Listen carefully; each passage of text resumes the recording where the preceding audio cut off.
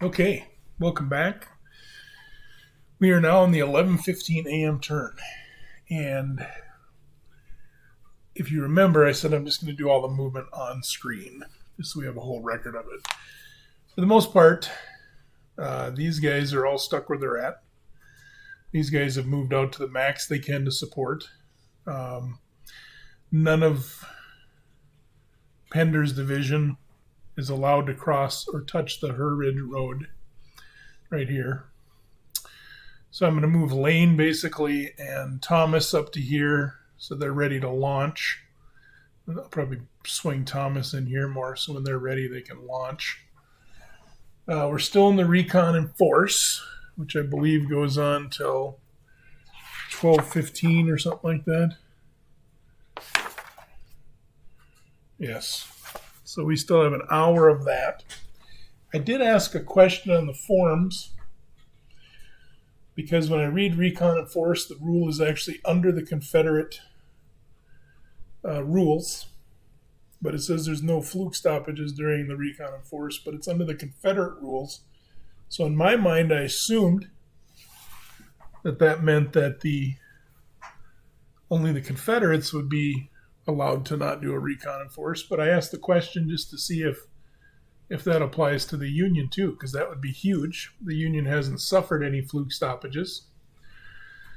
The other thing that I found out, it's not a super hard system, which is great. You don't spend a lot of time looking up a million little rules, but there are subtleties that you got to be careful. And So somebody had pointed out where Dean had said that if even the units that are moving suffer fluke stoppage with a division, but if you give a brigade an order, a specific order for a brigade, they're treated as their own little division. So based on that,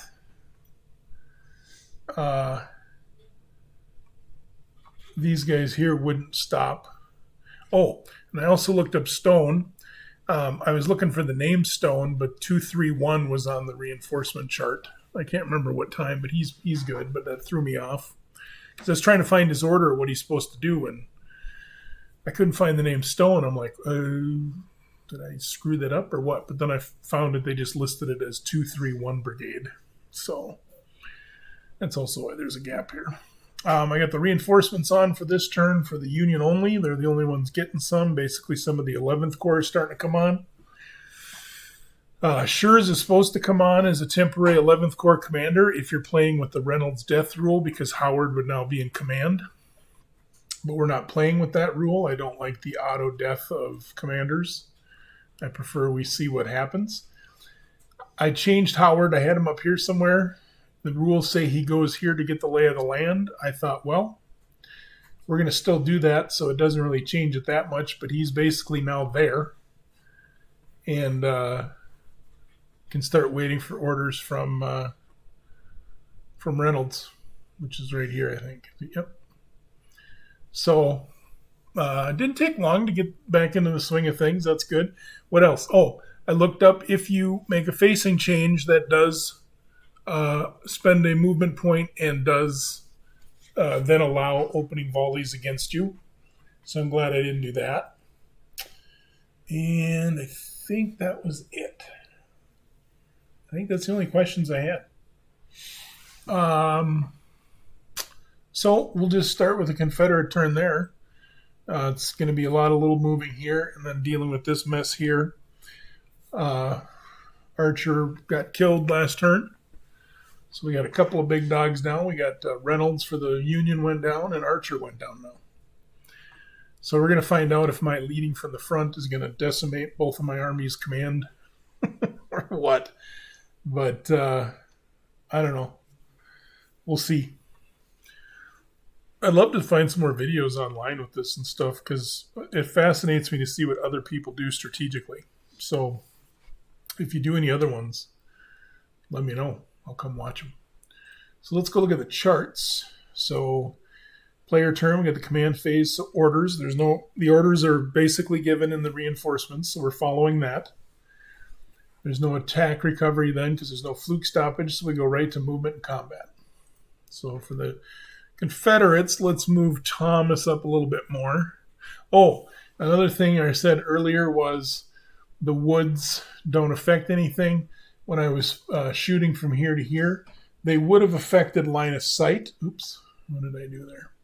They would have affected line of sight, but because you used the highest point here when I was firing over here, we can avoid that, so there's no line of sight issue. Oh, you know what I did wrong? I would have had to have fired into there because they get the highest point on their hex. Oh, all right, let's go fix that right now. That's a bigger deal. So this guy right here, so basically he was right here.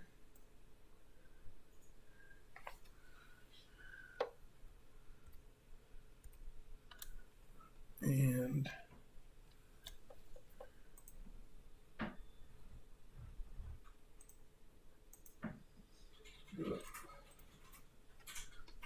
all right, let me do this real quick. See how long this takes. I'm going to look at the other file real quick, just at the very beginning.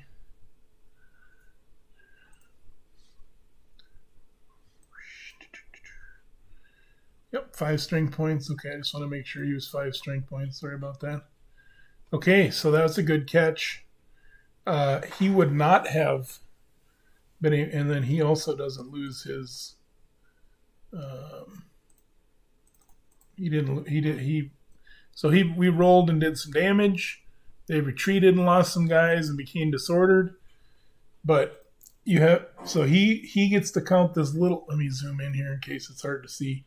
So he's sitting right there, right? Because we can hover here and we'll see him. He gets to use this. He doesn't get to. I believe he has to, right?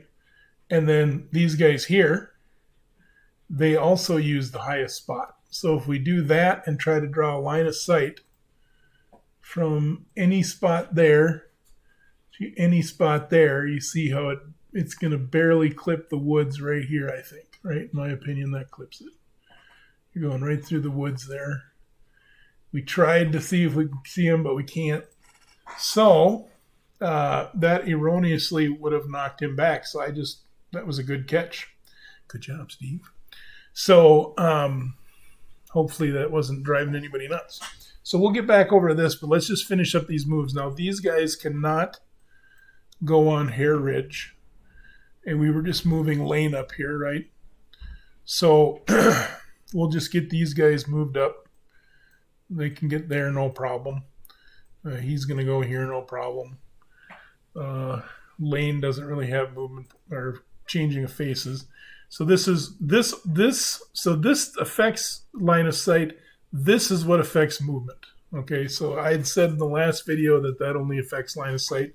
These green hex signs, that is not true. That was me not playing for 6 weeks and forgetting that. So this is +1. So 1, 2, 3, 4, 5. And then we'll make a facing change for 6. What was the other thing? Over here when I was doing these dudes, I think I was counting these as, I'll go look up the name of it so I'm using the right terminology. I think I was counting these as, where's it at? Slopes. Those are not slopes.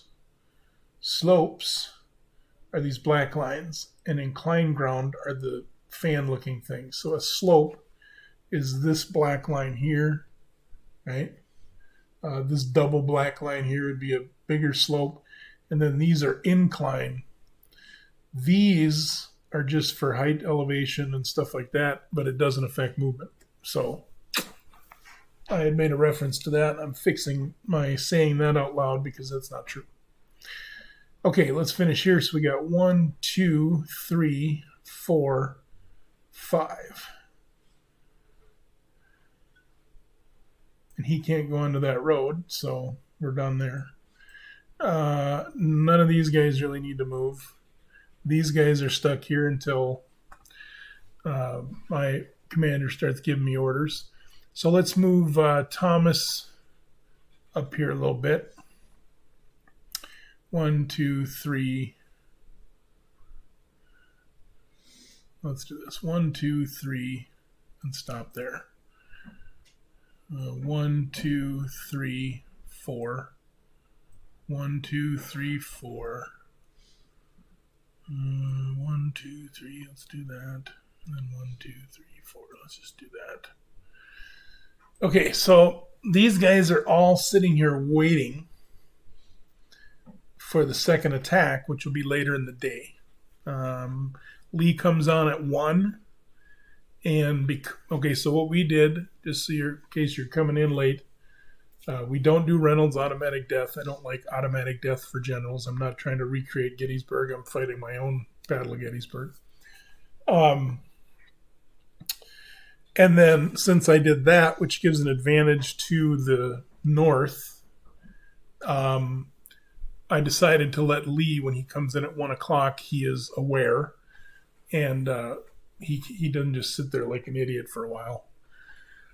So he'll be able to give some commands when he comes in. I can't remember the name of the rule, but basically it makes it so he can start issuing command orders, which we'll see. That to me sounds fair, but we'll see. Maybe that's unfair to one or the other.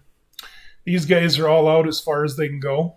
They had to stay within, I think, 4 of Hare Ridge, if I remember. So these guys are all done. We're done moving these guys in probably for an hour worth of game time. All we have left now is this disaster of a attack. It was a little bit of an advantage for the South, if you remember, because I didn't realize that I thought double zeros rolled to see if they moved, but it's anyone with a command of 0.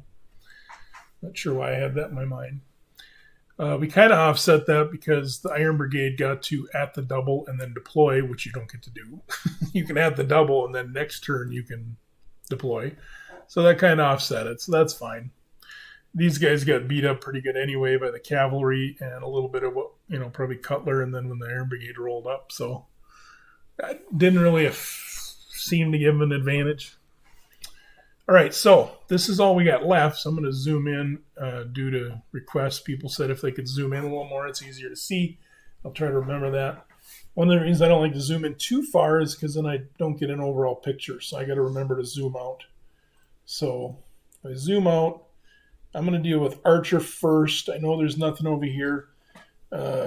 He's pretty beat up, but he has his orders to get to this ridge here by the Schultz Woods, the Lutheran Theological Seminary, and we're going to continue to try that, as horrible as that's going. Oh, that's fun. A little Coke and wargaming. It's a pretty good night. Okay, he's wrecked, so he can't do anything. He's 1 from being wrecked. He's 1 from being wrecked. That's just a disaster. He's wrecked.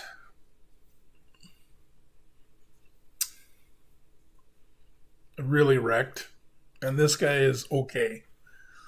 But he can't see any of these guys. And if he turns to face him, that provokes an opening volley.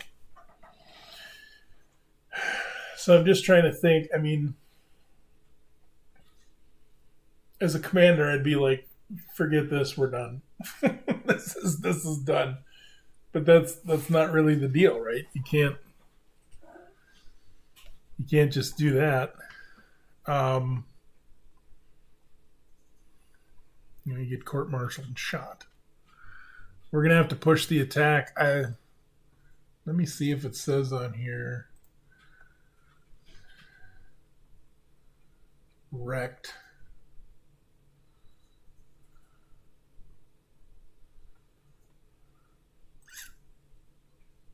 Let me do this quick.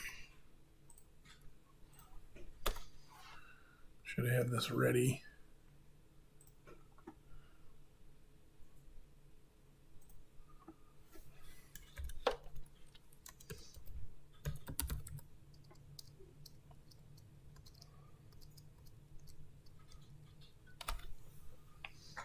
All right, so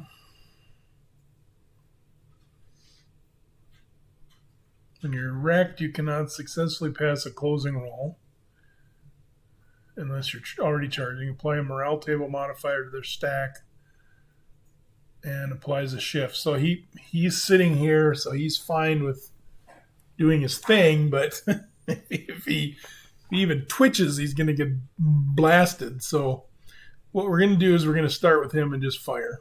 And that's probably not going to do anything, but you can't lose ammo in this game with small arms. So we're starting on the 1 column. So right here, we're going to get ugly. But you never know. You get lucky. What are they armed with? Maybe we're lucky and it's smoothbore? No, it is muskets. Smoothbore muskets, buck and ball. And buck and ball. Yeah, we're good. We get to use that. That's pretty sweet. That might help. Okay, so we're on the 1 column. There's no shifts for range. Buck and ball gives us a shift to the right.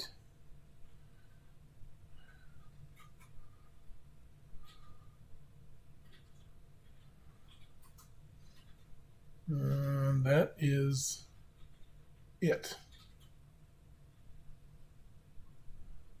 So the wrecked, I thought wrecked affected firing, but I guess not. So 2 to 3, so we need a 7 or better to do something. Ooh, they're starting out okay. They get a strength point loss on the 14th Brooklyn. So decrease them. So the 50 dudes left in the 14th Tennessee blaze away at the 14th Brooklyn and cause some casualties. So let's go make a morale check. They are a B. So let's go over to morale. We're at B. So let's go through the values. No leader. They're not shaken or disorganized. They're not wrecked, not rear, not small, no cowardly legs, nothing going on. So it's a straight up B roll. Lower the better for them. A 5 is nothing. So we did do some damage. That's great because there's not much more that's going to happen. It's just going to get ugly. Let me look at the terrain here. Okay, so we got a single slope without inclined ground system has no effect. So inclined ground 0 to 2 will cost 2 movement points. So if I move up here, I can't close and I have no line of sight. This guy here would cost 2. I can't go here. I could go here, but then I was trying to see if I could shoot at him from behind. But that's not going to work.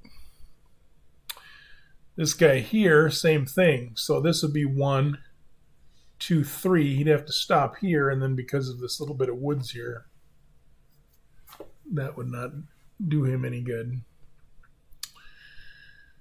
Same with this, because the woods goes right to this corner. So, I mean, if I get here, what could I do here? So if I get here, I could use this. Actually, this is just for line of sight. Oh, that would still be a rear shot then, because I'm coming in behind this. So I could do that. That would be a rear shot at 2 hexes. But then, okay, so then the problem is, anyway, that this guy could then fire at him because he's within 3.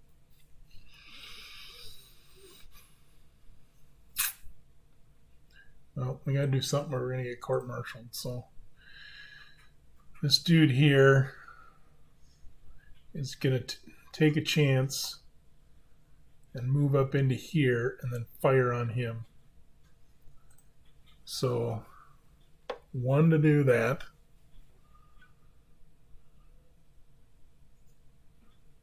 I don't want to do that, or yeah, I gotta stay. So, oh, I got him. Oh no, I don't have to roll because I can't see him. So you don't have to make a roll for the closing roll. All right, so now we're gonna fire. I don't know if you get to choose. I think he has to fire the closing roll. I don't know if it'll matter because both of them would be in the front.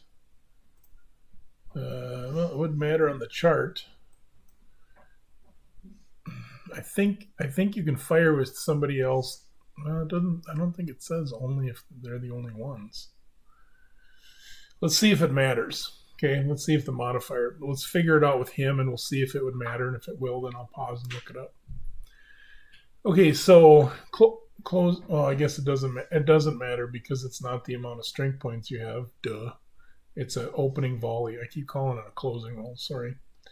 It's going to be at 1 hex range, which doesn't matter because these guys have the same status. Nobody's wrecked or anything, which would shift it. That's for 1 to the left. So if he does it, an opening volley, it hurts. So 1 hex away is a 50-50, so we'll just have him fire.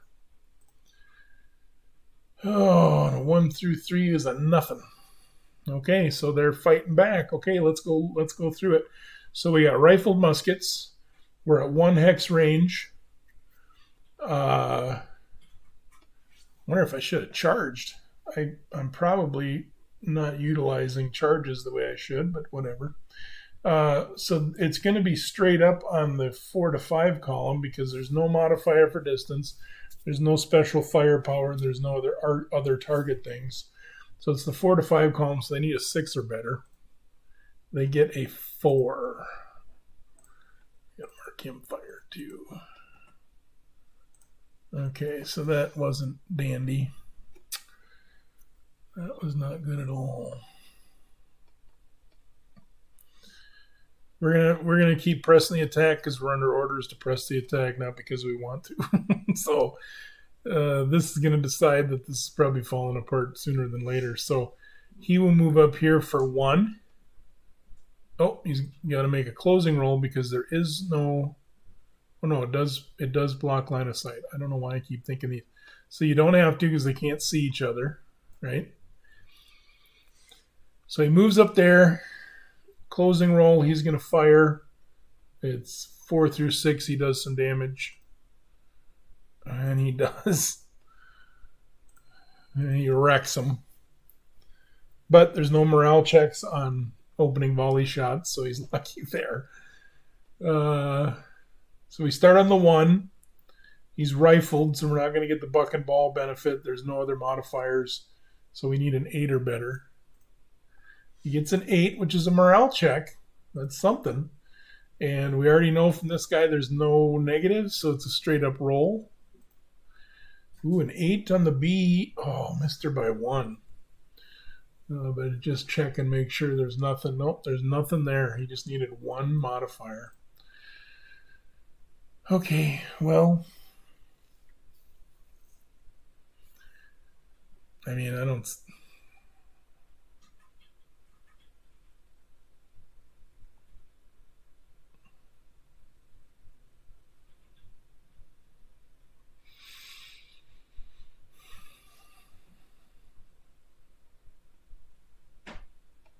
Trying to decide where to fire him. I'm just going to fire a long range shot at this guy. I mean, they're all A's, so good luck there. And same with here, I'll fire a long range shot because then they can't do anything. Can he shoot from there? I guess he would be from the highest spot. You don't count the hex you're in. So yeah, he should be able to. And he could also do it from here, right, to avoid this wood. So your hex doesn't block it. It's intervening hexes is my understanding. So, okay, charts. These are, you never know, you can get lucky. So we'll do this guy. We're not going to move him because we can't risk any fire. So 3 strength points. So we start out here. To make sure they got range. If they had been muskets, they wouldn't have. So they got range of 4, but it's 3 away. So it goes 1, 2, so negative A. And that is the only modifier. So we need a 10 through 12. So this is going to be the same for both of them. So I'll roll him first. Nope. And then I'll roll him next. Ooh, close, but no cigar. So Markham fired. You can see the attack is pretty much piddling out here. Oh no, he didn't. Yeah, he fired. Okay, just forgot to mark him. Okay. That's it. Davis. I forgot to roll for Archer to see if he could even move. So let's do that. He had full movement. Thank you. That would have been a mess. All right, let's roll for Archer's movement. He has partial movement, I believe. Where is that at? I don't think it's on here. I thought they had this. Maybe it's under miscellaneous. Nope. Oh, right here. Half movement. Okay. Well, this is our last great hope. These guys are wrecked and shaken. These guys are shaken, and one more hit, they're wrecked. These guys get to blaze away, so I think we're just going to shoot from where they're at. Now, interesting, that's going to be, what is that? That would be a 2 to the left, and then I get 2 to the right for even up if I fire at this guy because it's on his rear. And he's up higher on this slope than this guy, so that's a possibility that we want to take. That's even up. It'd be on the 4 to 5 column. Yeah, let's do that right now. We will take that right now. So the 42nd Mississippi is going to fire on Cutler in the 56th Pennsylvania. So it's even up 4 to 5 column. We need a 6 or better. A 7 is just a morale check. There's no leader loss, so it's going to be on the C column. And he has a 2 morale, so it's a -2. Fired on the rear is a +2, so it's even up. So that's it. So it's on this C column straight up. Oh, it's going to cause a shaken and back 1. So where's the decrease? Lower morale. And we got to go back 1. All right, now this creates some interesting stuff because now he's in the way. And we can start bumping people and dropping morales. That would be good. Problem is, I'm not good enough with this to know what to do yet. All right, so you can move half movement and fire. So what we're going to do is we're going to move, let's see, 1. Yeah, so let's go 1, 2,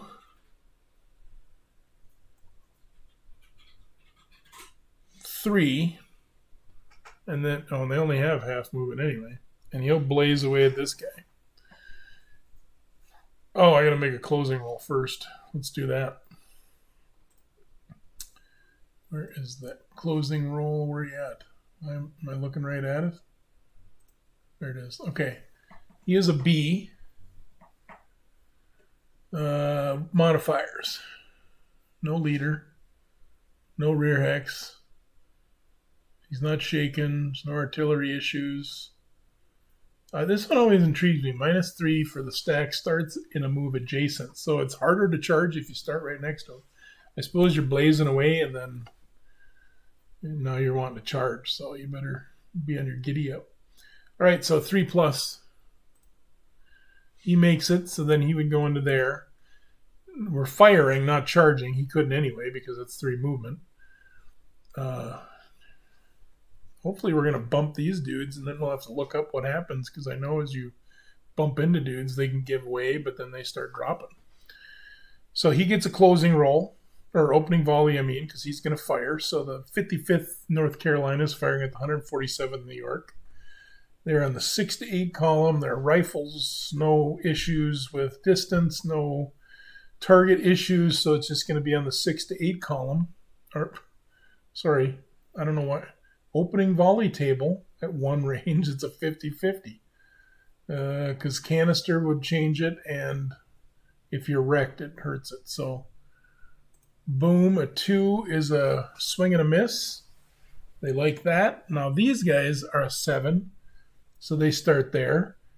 and they have no distance modifiers, no target modifiers, anything like that. So it's in the 6 to 8 column. So they're on the 6 to 8 column.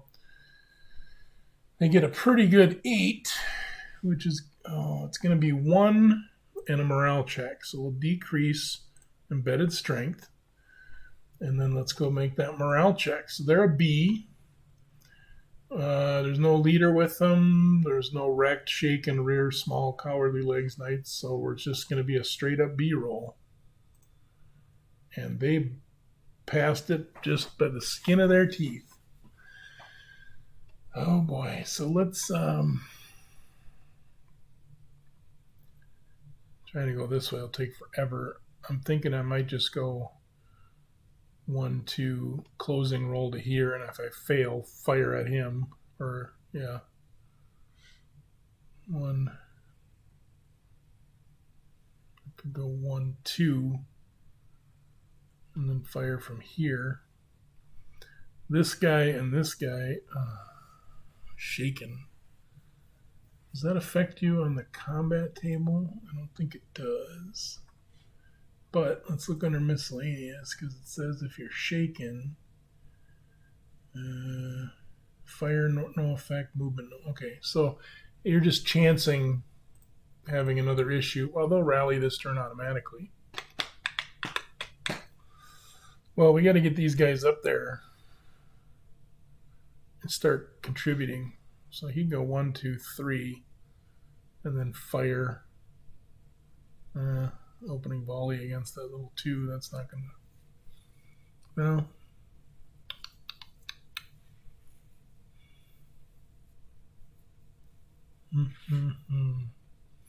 Trying to decide, do I bring him up there and him there? Maybe putting him there wasn't the best move. I don't know. You know what I'm going to do? Okay, here's what I'm going to do. I'm going to go 1, 2, and he's going to fire this way, but now he gets an opening volley at him.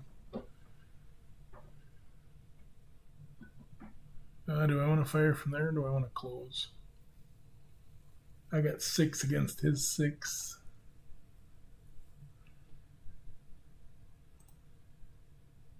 You know what? I'll stay. I'll just stay there and do this for my other movement.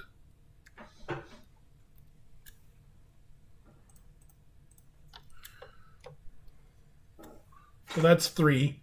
Now I'm going to fire. He gets opening volley at 2, so he needs a 5 or a 6. Nothing.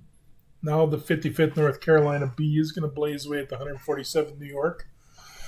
We are on the 6th column, but we're going to shift 1 to the left for range. And that is it. So we need a 6 or better. We do get a 7. So that's a morale check. So we go back over here, and we know that's going to be straight up on the B column. And he passes it. Well, we had an opportunity, but I'm thinking about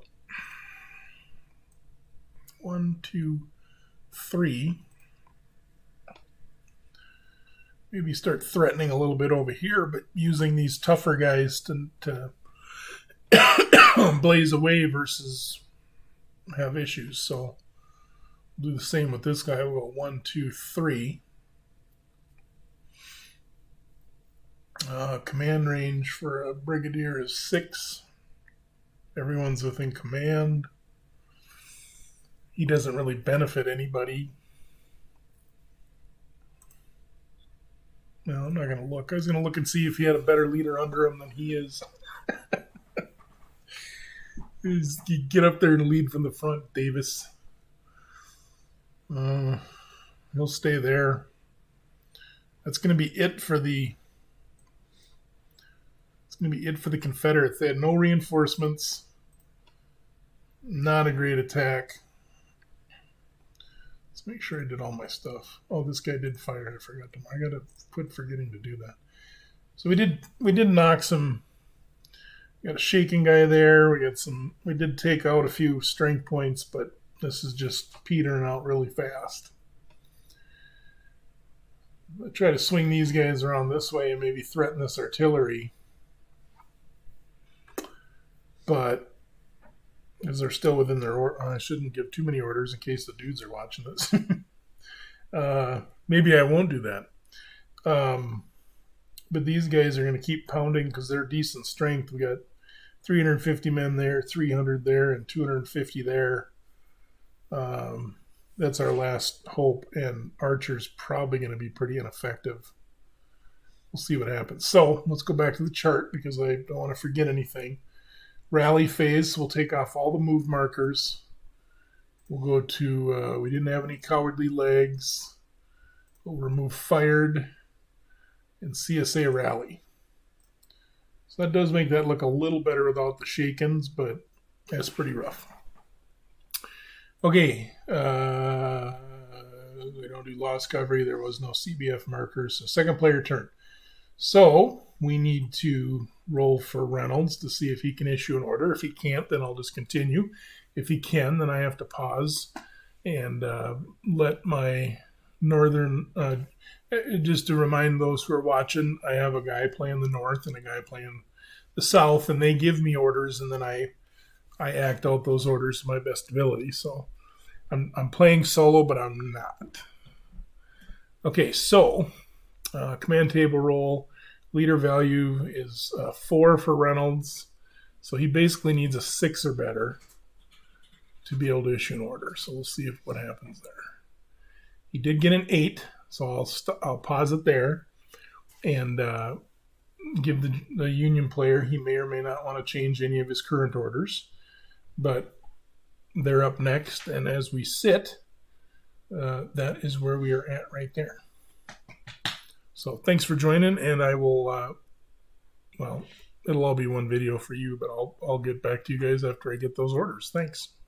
Okay, so here we are. We're going to start the Union turn. It's been a couple days. I sent my request to the Union commander for orders because he made his command roll, and he sent me those orders. So let's go ahead and start the turn. Now, I did have one correction here. Originally, Stone was supposed to go to the Pitzer Schoolhouse, and for some reason I sent him up north. He was 12 hexes up north. I moved him here to 12 hexes to the east because he's actually supposed to end up somewhere around here and hook up with the rest of his corps and stuff. So I fixed that. That won't change anything that the Union commander was trying to do or anything. So now we're on fluke stoppage. Okay. So fluke stoppage is done by division. So Doubleday's the corps commander, Wadsworth's division. These two brigades are in an attack. Raleigh hasn't had to roll anything, and he's a different division anyway. But because he's in a move, and all the dudes coming up the road from the south, they're in move orders, so you don't have to roll. So we are going to roll for Wadsworth's division here. So fluke stoppage, you roll the die, and your only modifiers are if your leader was wounded or killed, so you're not the original. He's the original, so we're good there. A big modifier is the +2 command needed for reserves, but there's no reserves, mainly because we've been having to fight the Confederates back here, but also because we'll see if my Union and Confederate commander are paying attention to the reserve rule, because not very many of the default orders put people in reserve, so they're going to probably learn the hard way, unless they're watching these videos and hear this, that they're going to want to do reserves eventually because those fluke stoppages are brutal. But that's a +2 modifier. So basically you're going to roll and add the command value, so Wadsworth's a 2. And if I had a reserve, that would give me another 2, right? So 4. And then I roll 2d6, so boom, there's 6. That's an auto pass. So that's a no-brainer with Wadsworth, but no reserve. So it's a 2 plus the die roll, so I need to roll a 4 or better, or we'll have problems. I rolled a 3. Okay, it's not over yet, but it ain't looking great. So right here it says, base check 2 dice, pass on a 6+. Otherwise, roll 2 dice below, -1 at night. Make no second roll if you pass the base check, so we don't, we failed it.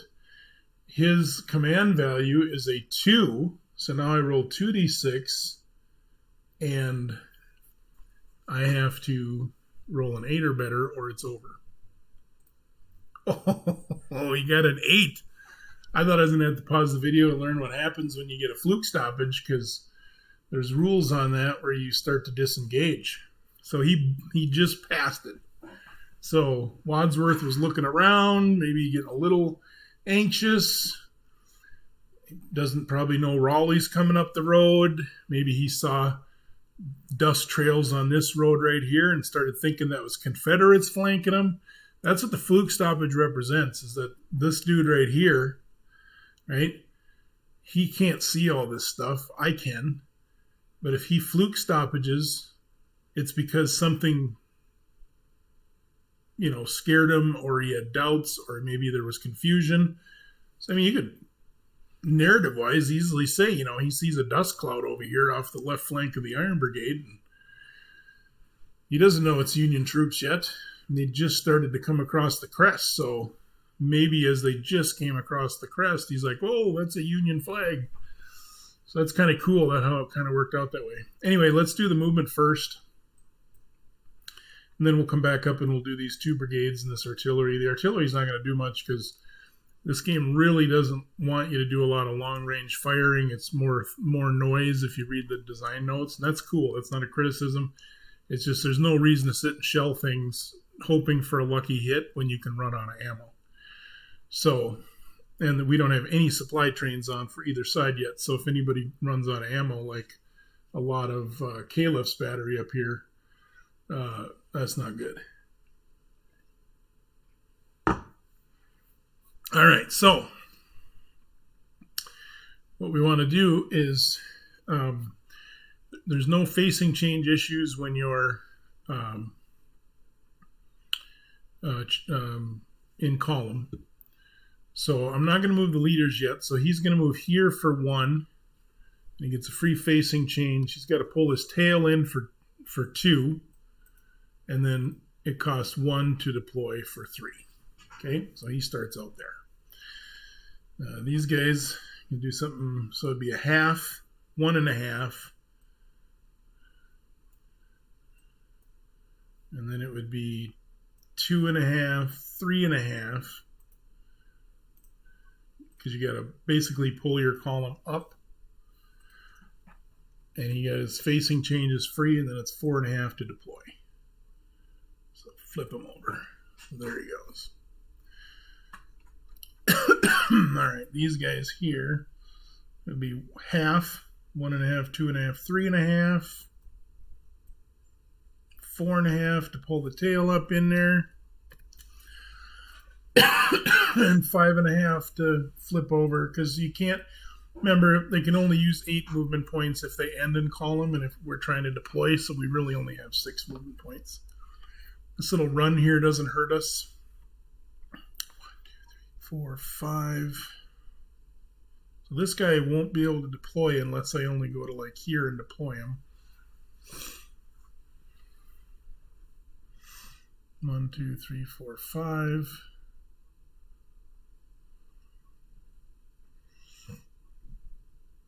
So I'm not really sure how that works if you go 1, 2, 3, 4, 5, and then you get a free facing change.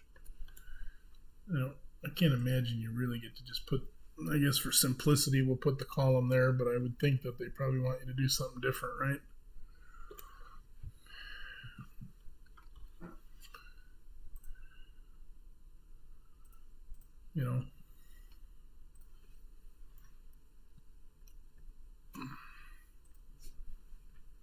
So he's there, can't deploy. We got this gun here, so we'll go 1, 2, 3. 1, 2, geez, I can't count tonight. 1, 2, 3, 4, 4.5, 5.5, and then it costs him 3, so 8.5 to deploy. All right, now we got to get Raleigh, needs to stay within 12, I think. Yep, Corps Commander's 12, so we got to stay within 12 of Doubleday. So 1, 2, 3, 4, 5, 6, 7, 8, 9, 10, 11, 12. So he could be all the way down here behind this column and be fine, but we don't need to do that. So I think we'll just put him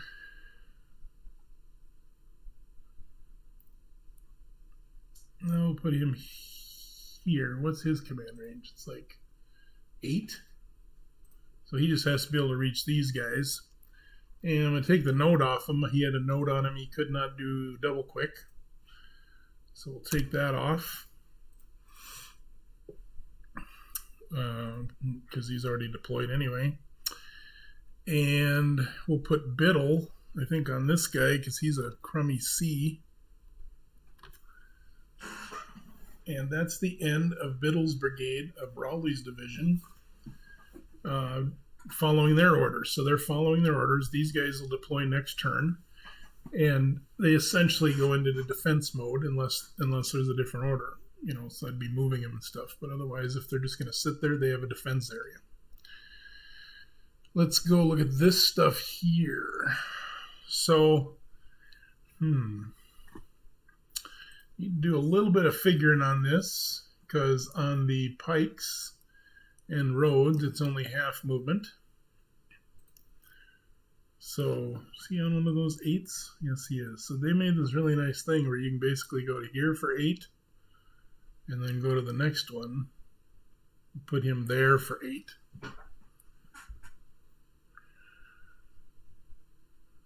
So he would end right there.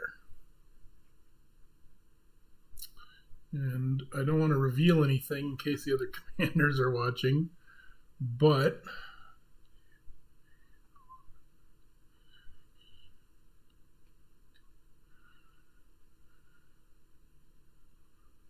I'm just thinking out loud here because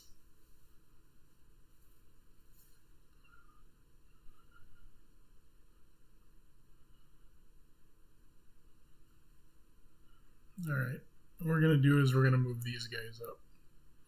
So I'm just going to grab these guys as a chunk because it's easier that way. Can't do that when you're not playing on Vassal.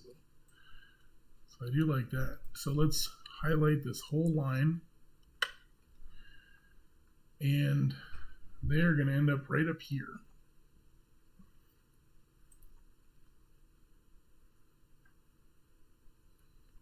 Boom. It works out pretty good.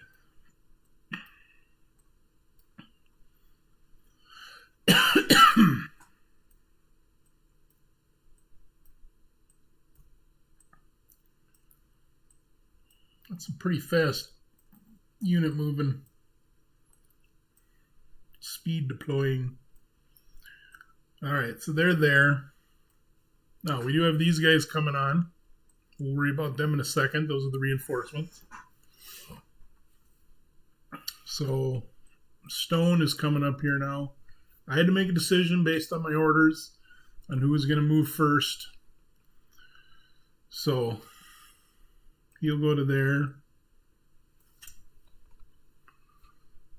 And these guys are just going to butt up against them, and they'll have to stop and wait for the road to clear. Either way, one of these columns is going to get... I have to wait in line a little bit, so I chose Stone.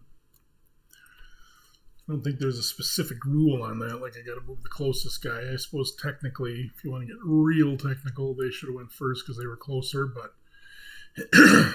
this is where you can use some things to your advantage. I don't think it's way out of line or nothing, but that's what we're going with. All right, now let's get these reinforcements moved up, and then we can continue our attack. I'm telling you, these little 8s they put on here, like little mile markers, that is beautiful. Okay, so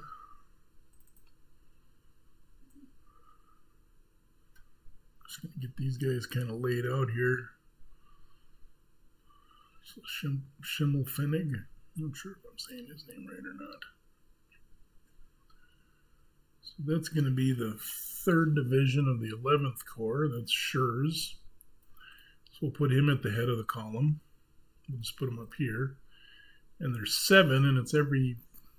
Oh, I had to look this up last time, too. I think it's every 3 for infantry and every 4 for artillery. Yeah, it's 1 hex per 3 strength points of infantry, 4 for artillery. Each mounted cavalry is 1. So that's going to cost us 2 of those road columns.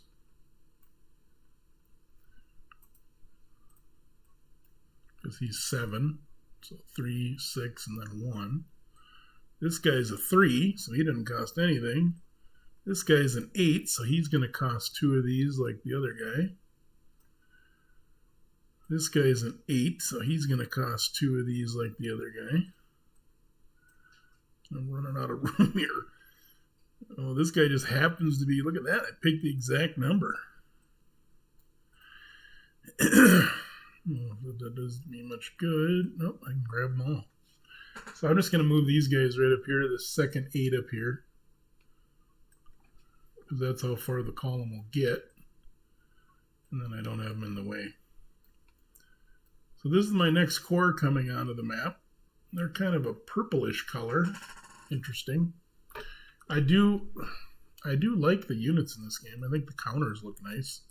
Oh, I gotta grab this HQ. He has to travel with the big dog here. So let's put him on here.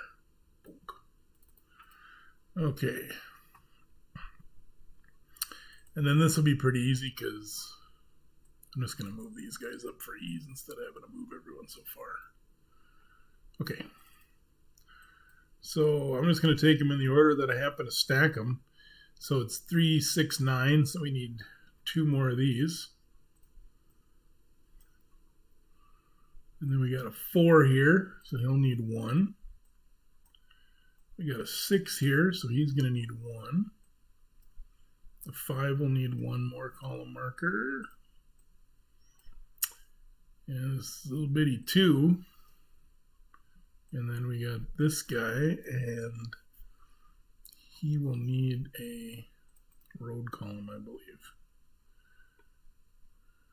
Yeah, it was every 4 guns, I said, so. All right. So there's the oh, I got to put the leader on. 2, 3, 1. So he goes right there.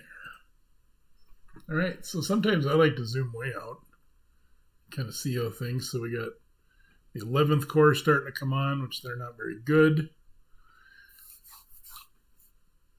You can also do it on this overview. You guys probably can't see it, but if you do the overview, you can really kind of see all the pieces. You can't see detail, but you can at least get an overall strategic view. With the big fight up here. So let's, I think that's, oh yeah, Howard is under orders, and he was given no orders. So he's over here, and he's just sitting in Gettysburg getting the lay of the land. So I'm sure if my Union general passes his command role, he'll start issuing orders to 11th Corps. Otherwise, they're on their automatic orders right now. So let's go. We got basically the Iron Brigade, and we got Cutler. So let's start with the Iron Brigade first.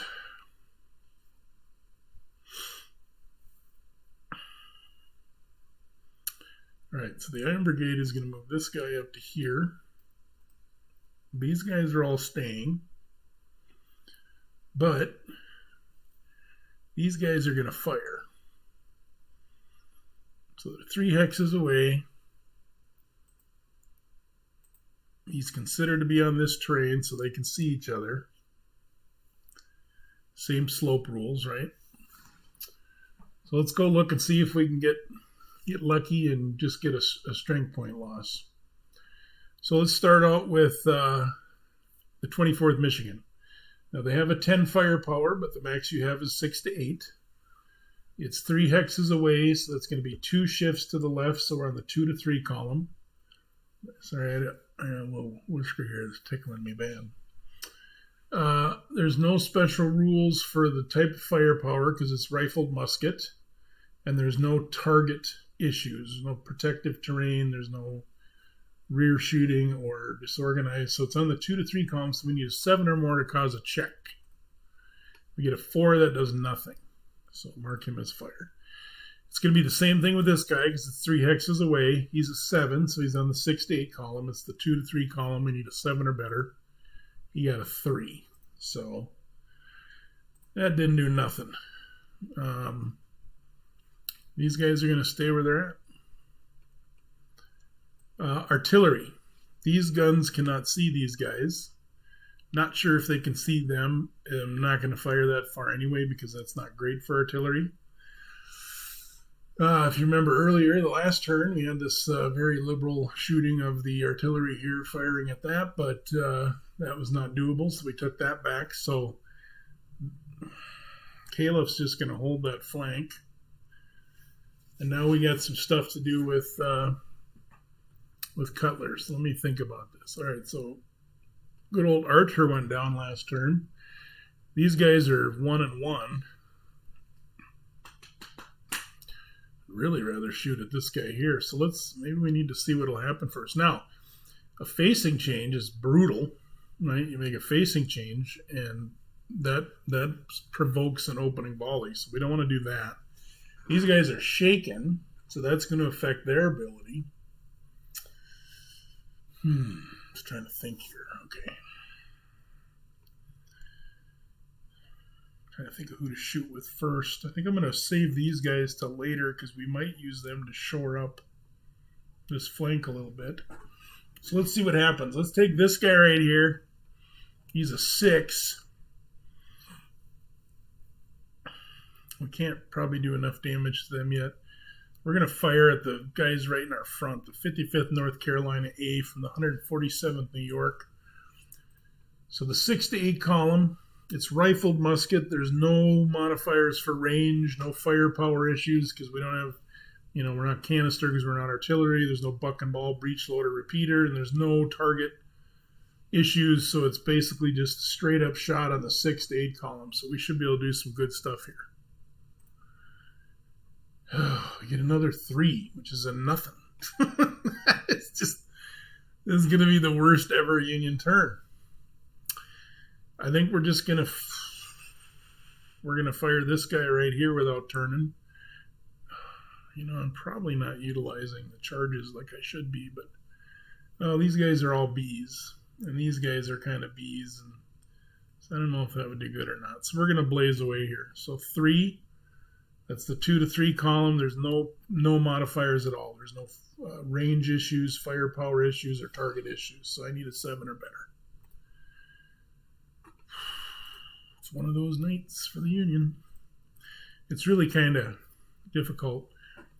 Difficult. It's funny when you play solitaire because I'm always flip-flopping who I want to have success.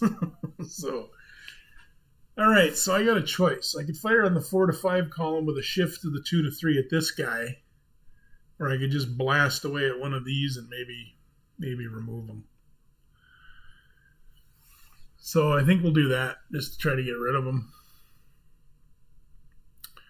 All right, so we're going to blast at the 14th Tennessee so they can't sit and shoot at us next turn. So we have a strength of 5, so we're on the 4 to 5 column.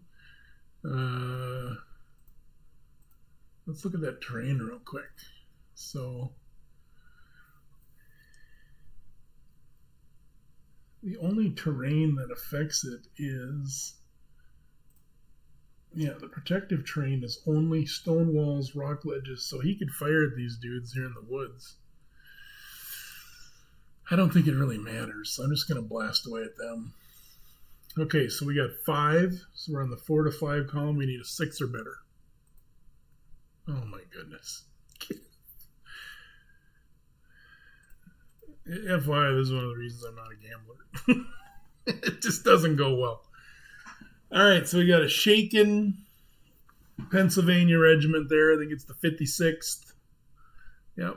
And then we got good old John Burns here with the 76th New York. I think he's just going to shoot here. So it's going to be a firepower of 6 to 8. 2 hexes away is a shift to the left, 4 to 5, so a 6 or better. Make sure they got rifle. I think these are all right. Yep. So we're on the 4 to 5 column. We need a 6 or better. Ooh, we get a 7 finally. That's a morale check. He is only a C unit. We could get lucky, but my goodness. Let's mark him fired. All right, so C column. And the modifiers, there's no leaders there, no shaken, wrecked, no rear shot, no cowardly legs, nothing going on. So it's a straight up roll. And nothing happened. He needed an 8 to become shaken and go back 1. We got one more guy. Boy, that was pitiful. Really pitiful. What do we got over here? Well, that's the HQ. So I'll check what I got here. Okay, so he's a... Oh, boy, what happens? Well, shaken doesn't affect us on the shooting. When you're disorganized, I think you get half your... I think it's on here. Disorganized, you get times half for firing. So it's really just another step toward disorganized. It doesn't necessarily hurt us. Boy, this is brutal. So I'm on the 4 column. And if I shoot without moving at either of these two guys, I don't know if I can that. With these guys here, I don't know if that blocks line of sight or not. If I move, one of them gets an opening volley. What do I got here? If I take, let's see, I can lose. I can lose 2 more. I think we're going to move them up forward because I want to be able to blast away. And we got Cutler sitting on there with him, so boom, he'll move up there. Now he's going to take a shot, so it doesn't matter who shoots because the strength point doesn't matter. We'll just say that the 55th North Carolina shoots over the railroad cut at 1 hex range. They need a 4 or better. They do get it this time, but the other beauty about that is the attacker is it does not require a morale check. Oh, you know what that did, though? That pushed me from the 4 to the 2 to 3. So I'm right where I started. I would have been better off just sit. Oh, I do have to make a leader check. Is that under morale? Yep. So 11 or 12 is not good. A 10. Boy, that shot the horse right out from under him. But he's still going. He's probably got a little grass and dirt in his hair now as he hit the ground for a second. So we'll go back over here. We look at the 2 to 3 column. There's no other modifiers. We're going to shoot at the 1st Tennessee, though, is who we want to shoot at.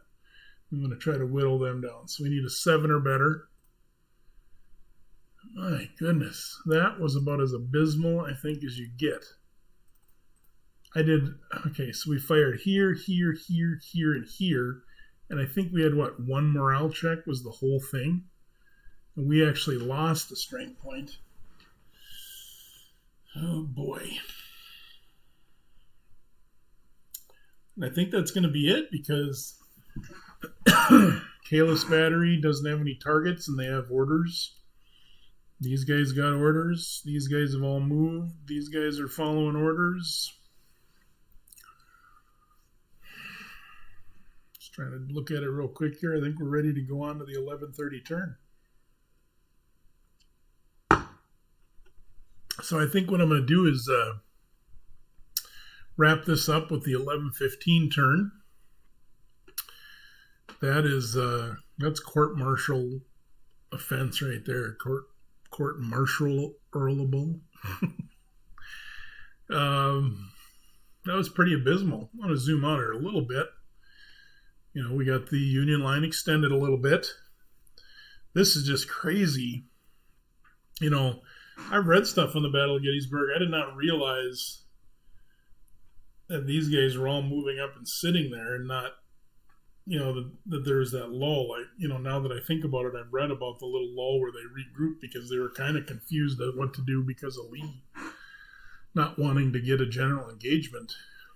But once the troops started coming from the north, I think, is when he was like, this is perfect. Let's go after him. This is, I don't know if the movie Gettysburg's accurate that he was, God's will and all that stuff. But, you would think that you'd be pretty jacked thinking, man, we're coming down from the north. We're pushing them on the west, although this did not work out well. We'll see what the Confederates do. I'm kind of excited to see if maybe they can start doing some pushback. I thought this was a destroyed attack, that it had no prayer, but it's not over till it's over.